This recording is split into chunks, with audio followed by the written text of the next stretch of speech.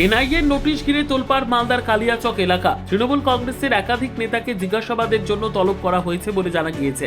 Notice দেওয়া হয়েছে সুজাপুর বিধানসভার তৃণমূল প্রার্থী সাবিনা ইয়াসমিনের নির্বাচনী এজেন্ট তথা জেলা পরিষদের বনভূমি দফতরের কর্মাধ্যক্ষ আব্দুল রহমান, কালিয়াচক 1 নম্বর ব্লকের তৃণমূল সভাপতি মোহাম্মদ শরীউল সহ আরও কয়েকজন নেতাকে। সূত্রের খবর, 1 এপ্রিলের একটি ঘটনার পরিপ্রেক্ষিতে এই নোটিশ জারি করা হয়েছে।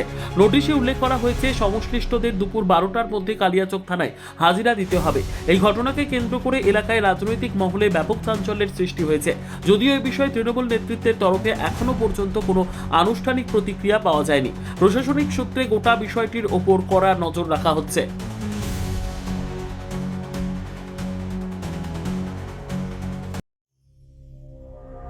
সংবাদটি নিবেদন করছেন স্বস্তিলোক উৎসব ভবন, গঙ্গারামপুর, দক্ষিণ দিনাজপুর।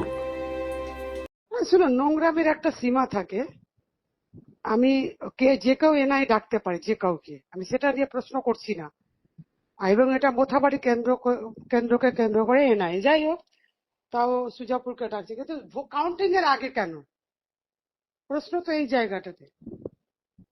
কাউকে ওভাবে কিছু বলেনি যে আজকে 12টার সময় তাদেরকে থানাতে আসতে বলা হয়েছিল। আমরা মেল করে সময় চেয়েছি, সেটা তো আলাদা প্রসঙ্গ, যে মেল করে আমরা সময় চেয়েছি, কিন্তু কাউন্টিং এর আগে কেন? এটা কর্মীদেরকে বিভ্রান্ত করা হচ্ছে। ইলেকশন এজেন্ট এবং কাউন্টিং এজেন্টদেরকে ভয় দেখানো হচ্ছে। কিন্তু এটা তৃণমূল কংগ্রেস, ভয় দেখিয়ে কোনো কিছু হবে না। আমরা আগে থেকেই প্রিপেয়ার্ড আছি, যে কোনো সময় যে কোনো নোংরামি করতে পারে। ফলে এতে কোনো, আমরা সময় চেয়েছি, অফিসিয়ালি যেভাবে সময় চাও আমরা সময় চেয়েছি, কিন্তু চতুর্থবারের মতো মুখ্যমন্ত্রী মমতা ব্যানার্জি হবে, যতই ধমকানো হোক আর চমকানো হোক। দেখুন, ইলেকশন কমিশন, বিজেপি এবং বিভিন্ন কেন্দ্রীয় সংস্থা, সেগুলো তো বিজেপির অঙ্গুলে হেলনেই চলছে।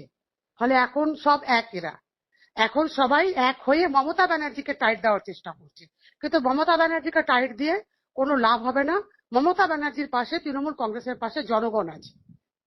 ব্যুরো রিপোর্ট, উত্তর বাংলা সংবাদ।